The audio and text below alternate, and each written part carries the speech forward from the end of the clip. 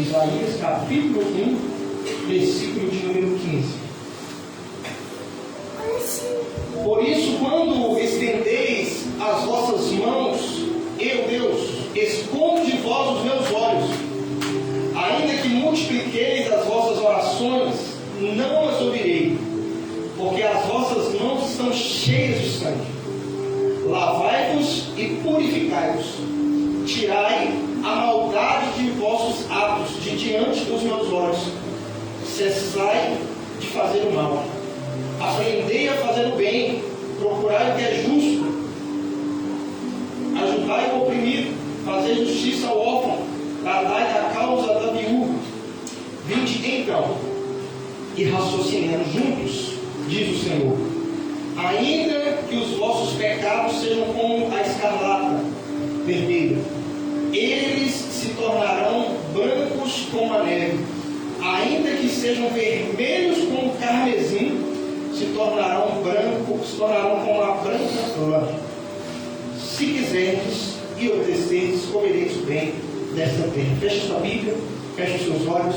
Meu Deus e meu Pai, nós agradecemos a Ti, porque graças ao sangue do Senhor Jesus, no mundo espiritual, aos Teus olhos, que aos olhos que importam, nós somos limpos e lavados, como brancos como a neve, de maneira que o Senhor não encontra em nós um só motivo para não permitir que entremos no céu.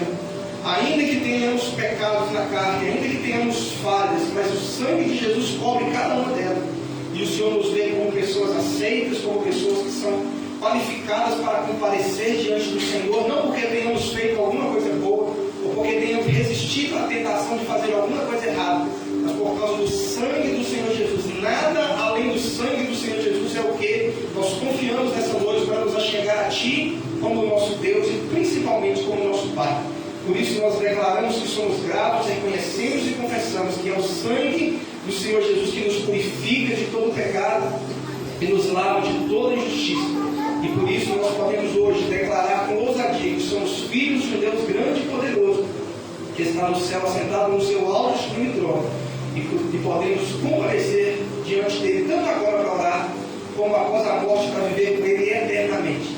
É porque o sangue do Senhor Jesus foi derramado, levando sobre si toda a nossa culpa, todo o nosso pecado, toda a nossa maldição, provendo para nós todas as bênçãos que eram provenientes da sua vida de obediência. É o que nós pedimos e cremos que o Senhor fará. Agradecemos em nome do Pai, do Filho e do Espírito Santo de Deus.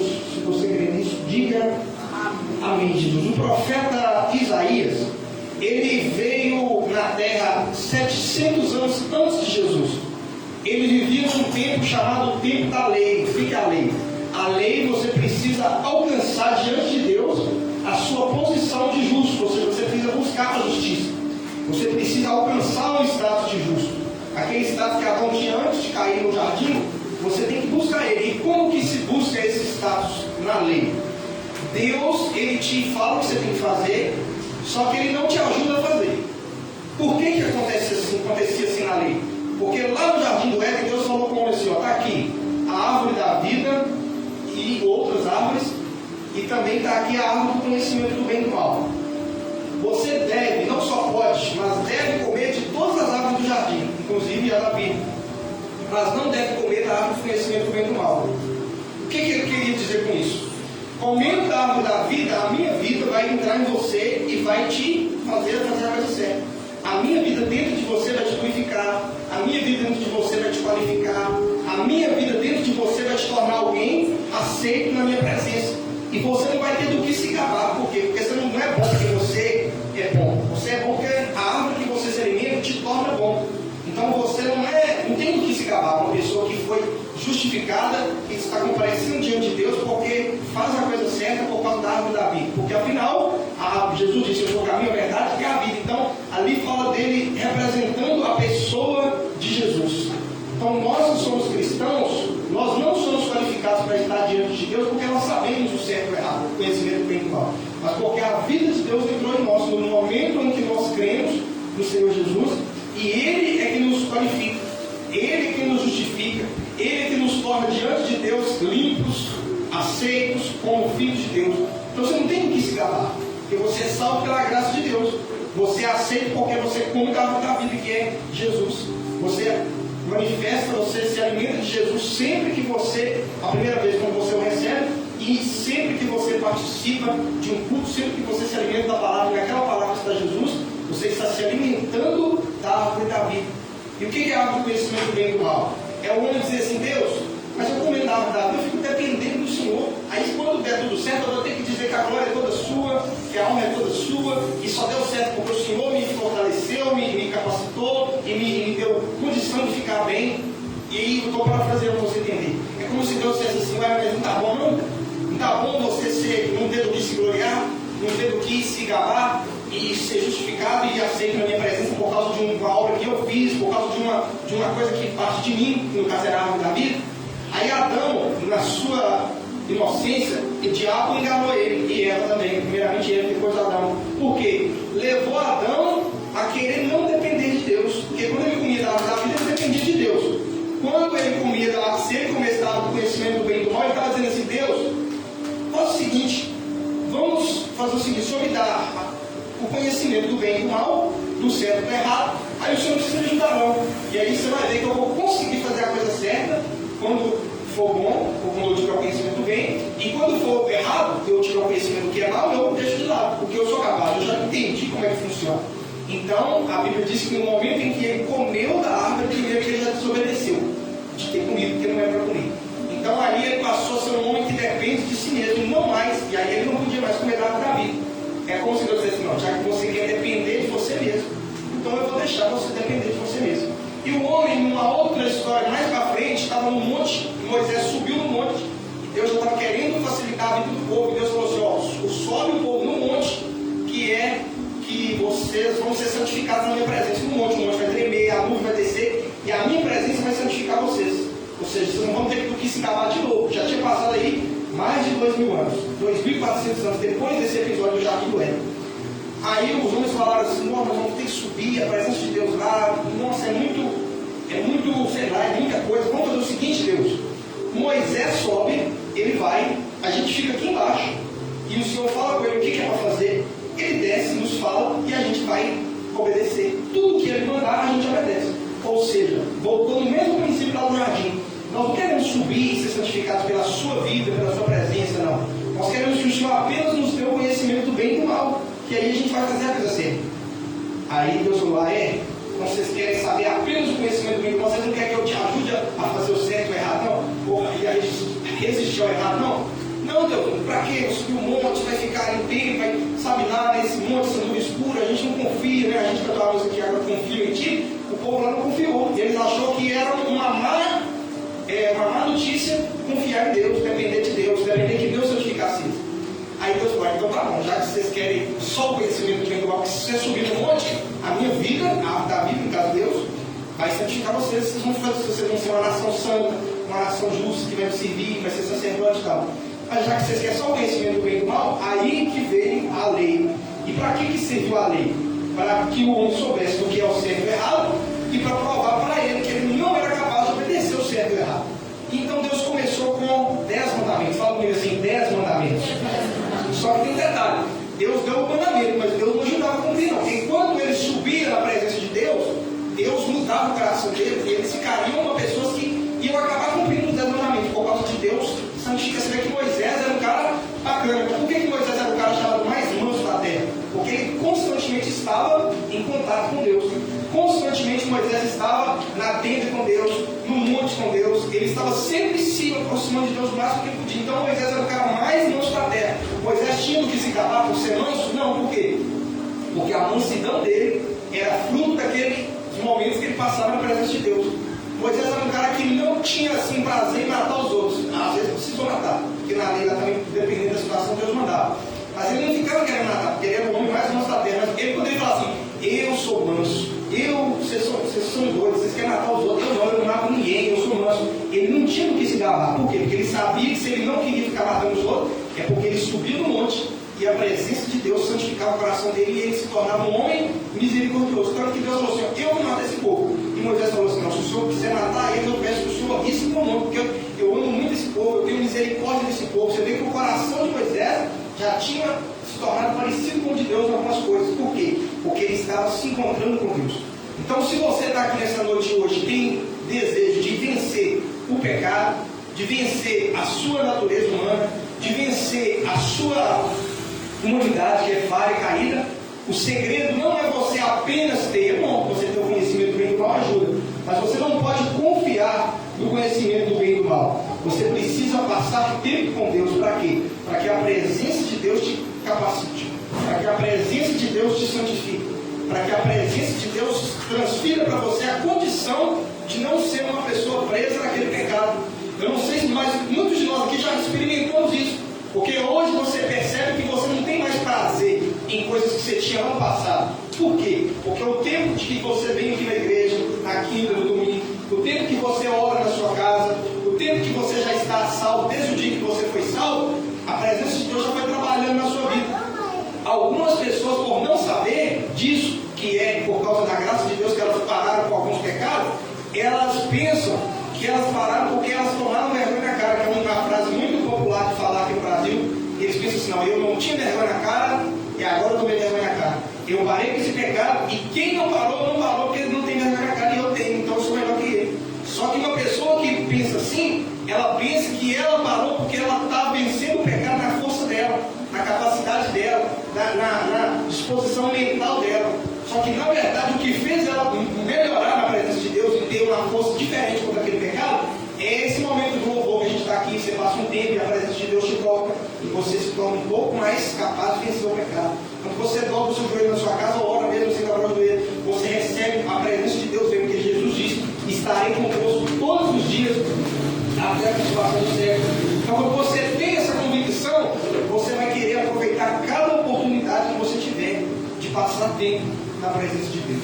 Quando você dobra o seu joelho para orar, ou ora mesmo sem dobrar o joelho, você está passando tempo na presença de Deus.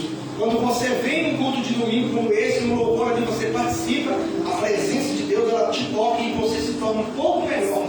E você nem percebe. Depois de um ano você olha para trás e fala: olha, há um ano atrás eu era tão viciado nisso, eu era tão viciado naquilo, eu era tão uma pessoa tão irritante, tão que brigava facilmente, já não estou brigando mais.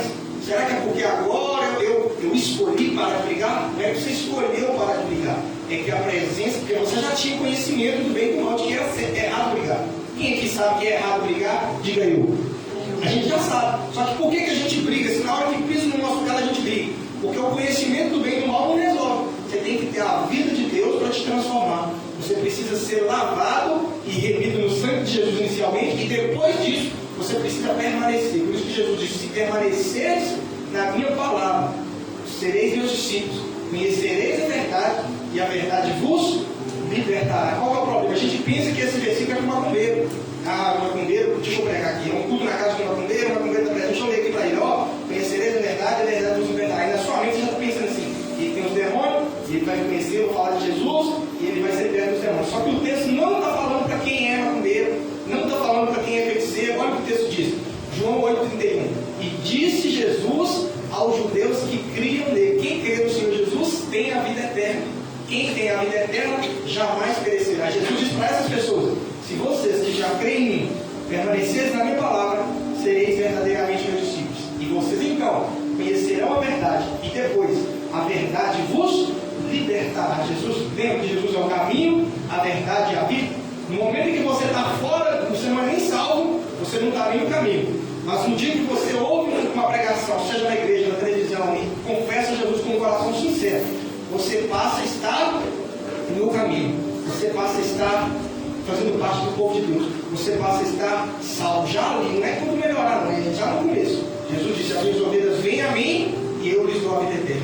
Vinde a mim, de maneira nenhuma os lançarei fora. Então você vem e experimenta Jesus como o caminho que te leva a Deus. Aí você vai agora permanecer na verdade. O que é a verdade? A tua palavra é a verdade. E a palavra às vezes vem por meio do louvor, a palavra vem por meio da pregação, a palavra pode vir na sua vida por meio da leitura bíblica, a palavra pode vir por meio de você ouvir a Bíblia. Então, sempre que você tiver a oportunidade de estar em contato com a palavra, você está experimentando Jesus como a verdade. E então a sua mente assimila, concorda. Quando você concorda, o nome desse concordar na Bíblia se chama arrependimento. Fala comigo assim: arrependimento. Porque, por exemplo, você está vivendo de um jeito, aí vem o conhecimento da verdade.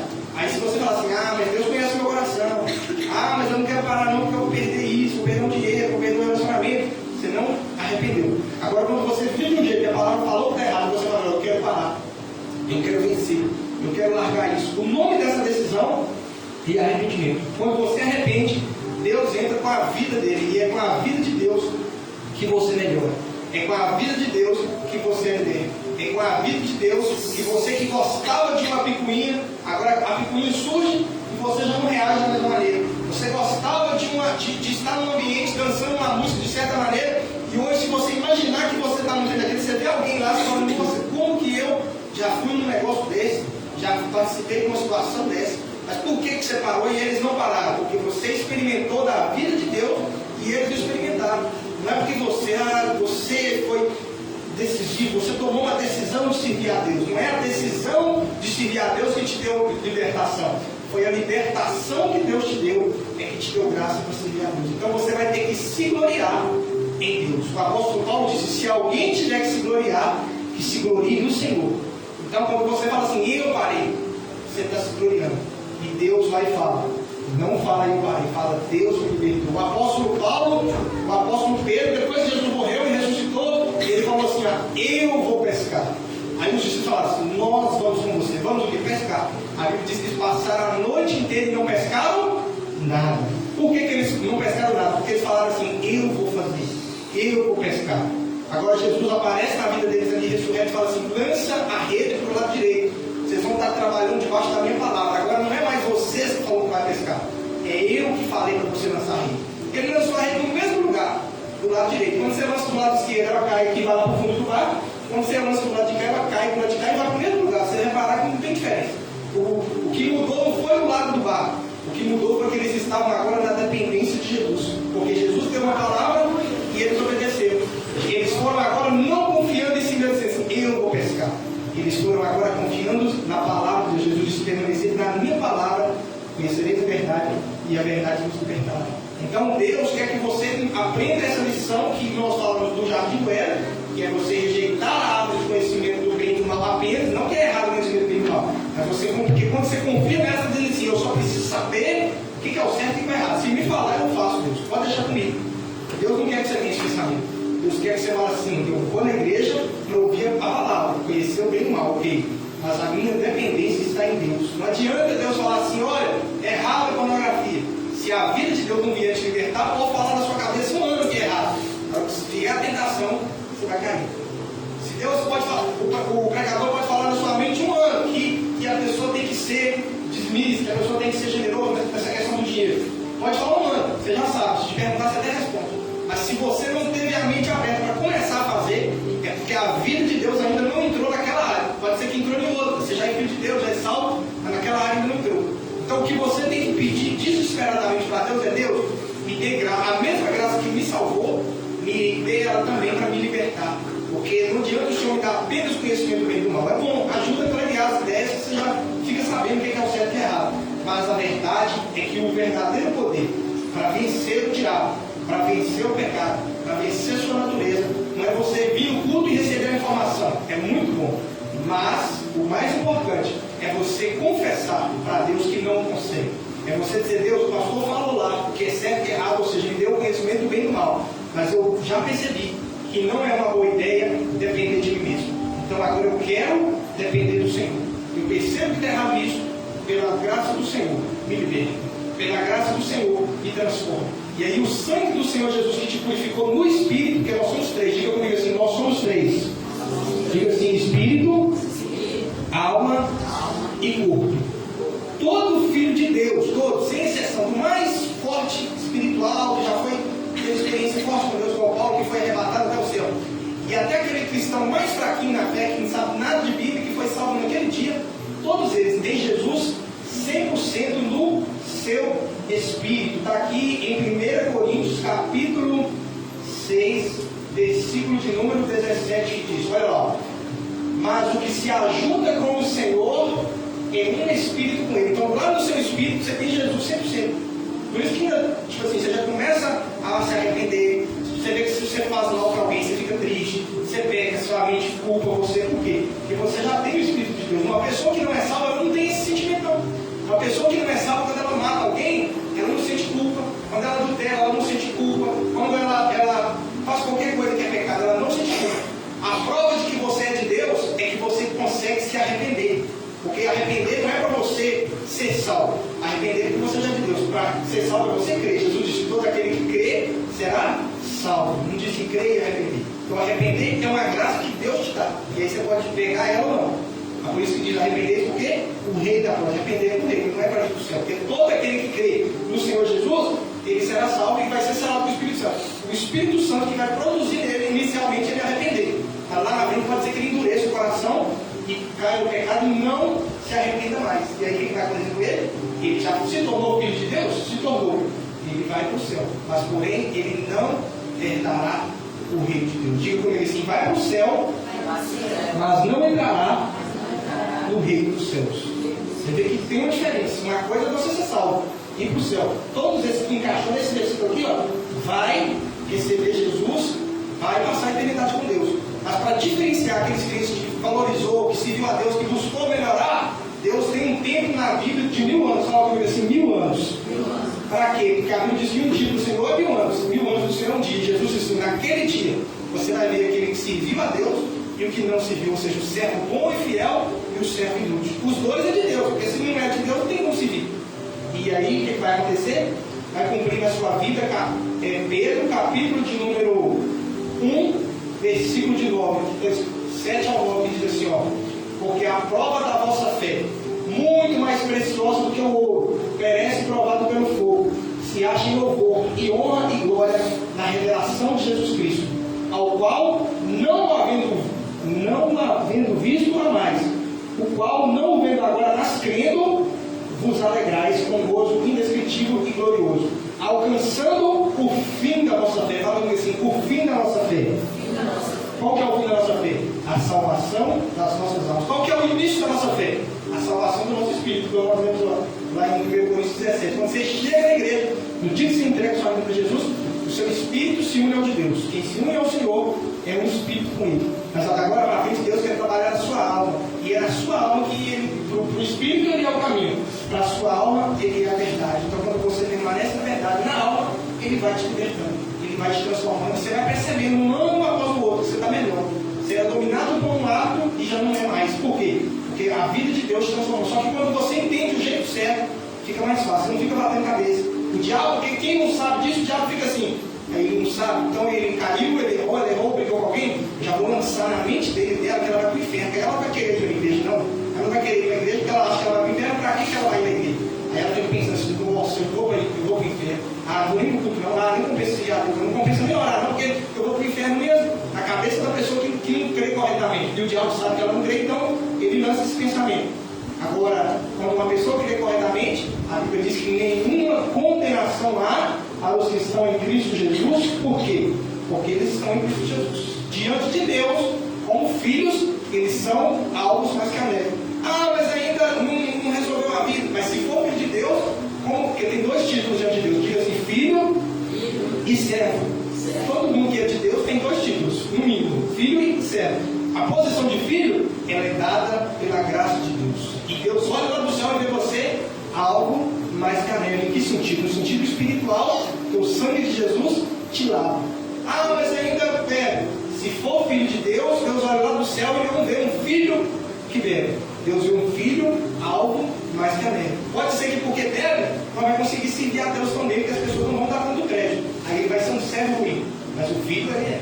Tem filhos de Deus que bebem, tem filhos de Deus que oram junto, tem filho de Deus que usa droga, tem filho de Deus que tem tendências homossexuais, tem filho de Deus, de todos aqueles 28 pecados lá, Paulo está falando de filho de Deus. E tem também as pessoas que têm aquilo lá que não é filho de Deus. Aí não tem salvação, até crer, porque se crer e receber Jesus tem. Jesus disse que se você morrer sem receber uma graça de Deus suficiente para você cumprir o seu propósito de vida, você, por mais que seja salvo, você não herdará o reino de Deus, ou seja, você não vai reinar com Jesus. Por que não vai reinar com Jesus nos 1000 anos? Porque você não reinou agora. Se você não reinar sobre a fofoca, pastor, a vontade é tão grande que eu não tenho conta. Então você não reinou sobre ela. Aí você tem que buscar a vitória da parte de Deus. Não é falar para Deus, eu prometo que eu vou parar. Porque eu já sei o certo e errado, ou seja, eu já tenho conhecimento do bem e do mal. tem que falar assim, Deus, eu sei que o certo e o errado é esse, mas eu não dou conta. É muito forte, a língua coça. Quem que a língua coça? Não vou falar, você vai falar. Mas por que a língua coça? Porque a vida de Deus não entrou naquela área ainda. Diga entrar, vai chegar em você a conversa fiada, você não vai gostar de ouvir. Você não vai ficar bem aqui. Agora, quando não entrou, você fica caindo naquela tentação de fofocar, de falar mal, de criticar, de murmurar, que é pior do que essas coisas que eu falei. Por quê? Porque a vida de Deus não entrou naquela área. Mas você tem que clamar a Deus por misericórdia. Para quê? Para que você não precise ser transformado no futuro. Porque se você for transformado agora, Deus vai te usar como um servo bom e fiel e você vai entrar no reino de Deus. Você vai reinar com Jesus, você vai fazer parte daquilo que Ele preparou para aqueles que o amam. Aqueles que o creem serão salvos. Mas aqueles que o amam, a Bíblia diz, nem olhos viram, nem ouvidos ouviram, nem jamais penetrou o coração do homem aquilo que Deus tem preparado para aqueles que o amam. Quem é que o ama? Aquela pessoa que tem um erro, tem, mas ela fala assim, Deus, não dou conta de vencer, mas me ajuda. E ela não desiste não, ela passa, ela cai de novo, ela fala, Deus, me ajuda, me dá graça, vai no culto, vai na oração, se puder, jejua. Depois de um tempo ela fala, olha, antes eu caí nesse pecado 10 vezes no mês. Agora eu estou caindo só 5. Por quê? Porque tomou vergonha na cara? Não. Porque a vida de Deus está trabalhando no seu coração e ela não tem o que se gloriar. Ela tem que se gloriar no Senhor. Então você pode, a partir de hoje, sempre que você parar e pensar que alguma área da sua vida, todos os anos tempos, alguma área precisa mudar, você nunca deve dizer assim, eu preciso saber se é certo ou errado. E dizer, se eu souber, eu vou fazer o certo. Não. Você precisa saber o certo e errado para variar, para ver se você vai arrepender. Mas quando você se arrepender, você tem que clamar pela misericórdia de Deus, pela graça dele, para te libertar. E então, quando você for liberto, você vai poder dizer assim, ó, eu parei com isso, mas não foi porque eu tive força de vontade, foi porque o poder de Deus, que me salvou, também me libertou. Quem está entendendo, diga glória a Deus. Eu era muito de farra, hoje eu não tenho prazer, eu tenho prazer na igreja. Aquele povo que vai lá, não tem vergonha na cara, eu tenho. Não, não é que eu tenho, eles não têm. Eles talvez até tenham. Tem gente que você sabia que tem gente que não é crente, tem vergonha na cara? Que é bom, de paga, é bom, assim, de cumprir o que prometeu, é bom, assim, não faz mal para ninguém. Mas não crê no Senhor Jesus, então não é só que algum pecado ele tem. Se ele tiver pelo menos um, já é suficiente para ele ir para o inferno. E tem crente que crê no Senhor Jesus de verdade e também tem falhas e vai para o céu. Por quê? Porque como filho, ele é alvo mais maneiro. Como servo, ele ainda é um servo ruim. Por quê? Ele não consegue servir bem. Ele não consegue dar um bom testemunho. Ele não consegue ganhar pessoas para Deus. Mas quando ele é liberto, Deus usa ele. E as pessoas olham para ele e falam, fulano de tal é uma bênção. Fulano de tal, eu quero servir o Deus dele. Quer servir o Deus dele. E aí ele vai poder olhar para você, e aí a sua posição de filho permanece, branco com anel, mas a sua posição de servo você vai ter o que apresentar para Deus, dizendo assim, Deus está aqui, ó, fulano de tal foi para a igreja por causa de mim, fulano de tal foi por causa do meu da minha oferta, fulano de tal foi por causa do meu convite, fulano de tal foi porque eu preguei para ele, fulano de tal, além de ser salvador do reino, porque eu dei um estudo bíblico para ele. Deus só vai te usar para frutificar quando você for capaz de não envergonhar tanto com o nome dele. Eu sei que às vezes a gente falha, por isso que a frutificação é a 30, depois a 60 e depois a 100 por 1. Você não precisa ficar perfeito primeiro para melhorar, para começar a servir a Deus. Mas no momento em que você já tem a consciência de que você não pode ficar entregue ao pecado, acredite, Deus já vai te usar para servir as pessoas. De duas maneiras, para que elas sejam salvas quem não é, e para que elas sejam edificadas na fé dos que já são. Então nós vamos pedir a Deus essa noite graça. Primeiramente, nós vamos agradecer pela salvação, que é gratuita, pela obra de Jesus, pelo preço que Ele pagou, pela vida de obediência dEle, e vamos pedir a Ele que nos dê graça, para que nós tenhamos também a nossa própria obediência. Se você puder agora, fique de joelho no seu lugar.